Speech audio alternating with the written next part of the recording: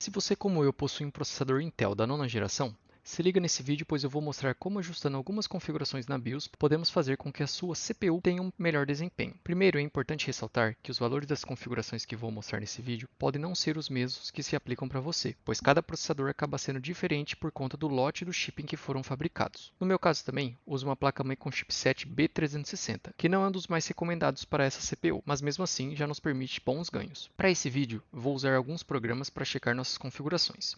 O primeiro deles é o CPU-Z. O CPU-Z, ele nos dá informação tanto do processador quanto da memória. Na aba CPU podemos ver a voltagem do processador e também a sua frequência de trabalho. Na aba Memory, vemos a frequência e as latências da memória. As memórias que estou rodando nesse sistema são de 2666 MHz. Percebam que aqui apresenta 1064. Como as memórias trabalham dual channel, devemos multiplicar esse valor por 2. Então, 1064 vezes 2, 2128.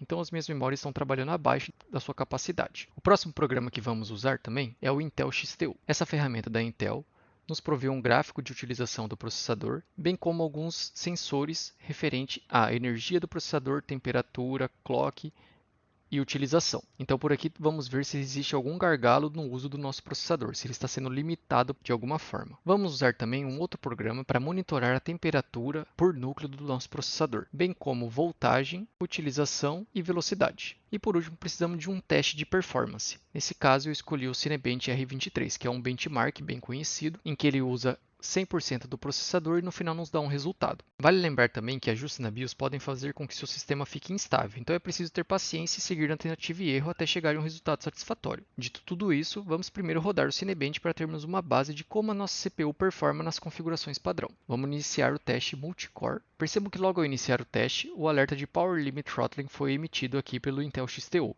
O que significa que a placa-mãe está limitando a energia fornecida ao processador, fazendo com que ele rode a uma velocidade muito menor do que sua capacidade. Percebam que aqui ele mostra 3.99 GHz, o que é uma frequência muito abaixo do que esse processador é capaz de conseguir. Podemos ver aqui no site da Intel que a frequência base desse processador é 3.6 GHz, podendo atingir a 4.9 no turbo em um ou dois núcleos. É importante verificar também a temperatura que o processador está atingindo durante o teste. Pelo Hardware Monitor, podemos ver que a temperatura máxima foi de 70 graus no processador por inteiro e 71 em um núcleo. Finalizar o teste, temos o resultado de 7.306 pontos pelo Cinebench R23. Agora, nossa intenção é aumentar essa pontuação sem aumentar muito a temperatura do processador. Como que a gente vai fazer isso? Removendo o limite de energia imposto pela placa-mãe para o nosso processador. Para isso, vamos entrar na BIOS e a primeira coisa que a gente vai fazer vai ser ajustar a nossa memória para que ela trabalhe conforme a sua especificação. Então, vamos reiniciar o computador e entrar na BIOS e fazer os ajustes por lá. Entrando na BIOS da placa-mãe, a primeira coisa que vamos verificar são as configurações relacionadas à memória. Para isso, vamos entrar aqui no modo avançado da BIOS, ir no menu AI Tweaker e selecionar a opção XMP em AI Overclock Tuner. Isso faz com que a placa-mãe detecte as especificações da memória e aplique as configurações de acordo com o que é especificado. Podemos ver aqui que ele especificou 2666 MHz, e a latência também. Feito isso, vamos salvar as configurações e reiniciar o computador. De volta no computador, vamos abrir o CPU-Z e verificar se agora a frequência apresentada é a correta. Vamos aqui na aba Memory e agora a frequência foi para 1330 MHz, o que multiplicando por 2 dá os 2660 MHz. Com isso, vamos rodar novamente o Cinebench R23. Vou abrir também o Intel XTU, vou abrir também o Hardware Monitor. Vamos rodar o teste multicore novamente.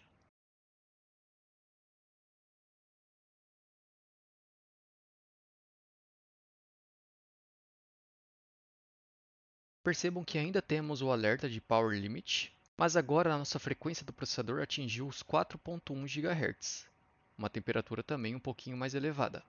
Com o teste finalizado, temos a pontuação de 7.570. Já tivemos um ganho bom aqui. Mas agora queremos remover o limite de energia que a placa-mãe está impondo para o processador e ver se conseguimos atingir uma frequência um pouco maior. Para isso, vamos entrar na BIOS novamente e fazer os ajustes necessários. De volta na BIOS, vamos entrar novamente no modo avançado e agora precisamos remover o limite de energia imposto pela placa-mãe. Para isso, vamos de novo aqui no AI Tweaker, entrar nas configurações relacionadas à energia do processador E vamos alterar esses 4 parâmetros. Os primeiros 3 ficam aqui dentro em Internal CPU Power Management. Lembrando que essas configurações estão sendo feitas numa placa-mãe ASUS, o que pode variar o nome de acordo com a fabricante da sua placa-mãe. Então, em Long Duration Package Power Limit, vamos colocar o valor máximo, que é de 4095. Isso também pode variar de acordo com a placa-mãe. Aqui embaixo também, Package Power Time Window. E em Short Duration Package Power Limit também. Essas opções significam que a placa-mãe não vai limitar a energia do processador em curtas e longas durações. Voltando aqui, vamos alterar também essa opção aqui, CPU Core Cache Current Limit Max. Vamos colocar o máximo valor possível, que é de 255. Vamos novamente salvar as configurações e reiniciar o computador. De volta aqui no nosso sistema, vamos abrir novamente os programas, o Hardware Monitor para monitorarmos a temperatura do processador, o Intel XTU para a gente ver se o limite de energia vai ser removido e vamos rodar o Cinebench R23 novamente. Percebam agora que ao iniciar o teste, a frequência do processador já subiu para os 4.6 GHz, o que já é mais do que no teste anterior, que ficou de 4.1. Não tivemos o Power Limit Throttling com alerta dessa vez, e consequentemente estamos tendo uma temperatura um pouco mais elevada, 83 a 84 graus agora. E aqui agora foi um outro alerta que foi emitido. Os VRMs da placa-mãe ficaram quentes e ela precisou reduzir o clock do processador por conta disso. Esse limite do VRM eu já não acho seguro a gente mexer, pois pode queimar a placa-mãe. De qualquer forma, já tivemos uma frequência maior e acredito que vamos ter uma pontuação maior também. 8.311, um ganho considerável no nosso teste. Agora nossa intenção é aumentar ou manter essa pontuação, só que diminuir a temperatura, pois vejam aqui no Hardware Monitor que a temperatura chegou a 88 graus, o que eu já acho bastante para o meu sistema, pois eu uso um gabinete pequeno que tem uma deficiência na dissipação do calor. Então, dessa forma, eu prefiro rodar com temperaturas menores. Vamos voltar na BIOS e fazer novos ajustes. De volta aqui na BIOS, vamos entrar novamente nas configurações avançadas, no menu AI Tweaker. E agora eu quero colocar todos os núcleos do processador para rodar num clock fixo. Controle manual, tanto na voltagem do processador, na energia que o processador vai consumir, quanto na velocidade que ele pode atingir. Então, para isso, a gente primeiro altera essa opção aqui, CPU Core Ratio, colocamos Sync All Cores, coloco aqui um valor, o que eu acho interessante para esse processador, 4.7 GHz. Descemos aqui embaixo, colocamos a voltagem de forma manual. Quando a voltagem fica de forma automática, a placa-mãe sempre vai mandar um pouco mais de voltagem para o processador, e quanto mais voltagem, mais calor é gerado. Eu prefiro colocar a voltagem manual.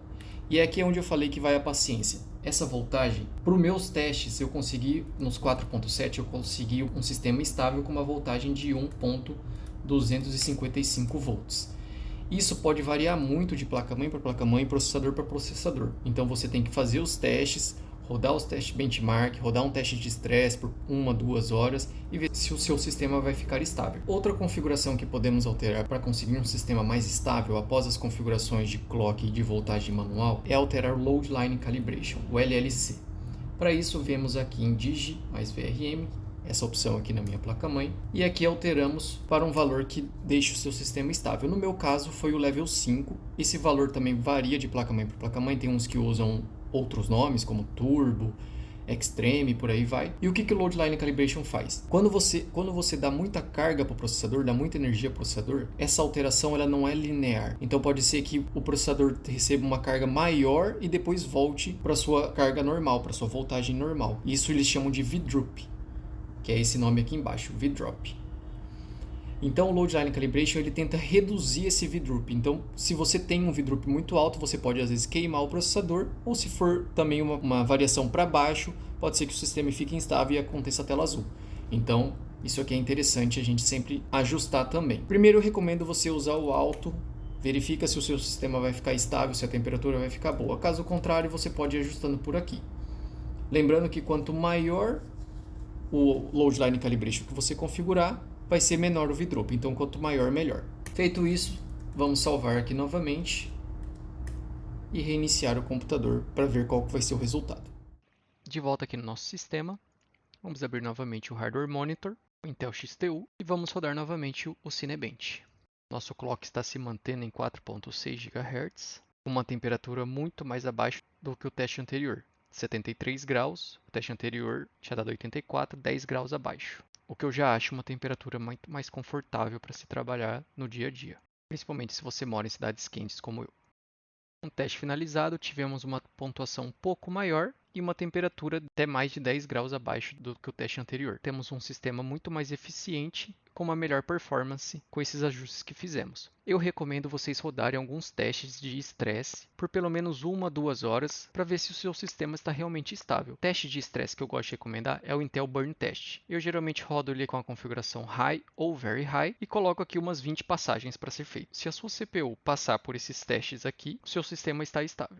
Se você procurar na internet, existem outros testes de estresse. O importante é ter um sistema estável que não vai te dar tela azul durante você estiver jogando ou trabalhando. Beleza? Espero que vocês tenham gostado do vídeo. Se gostou, deixa o seu like, fortalece aí o canal, se inscreva e fique agora aí com o gráfico comparativo dos resultados. Valeu e até o próximo vídeo.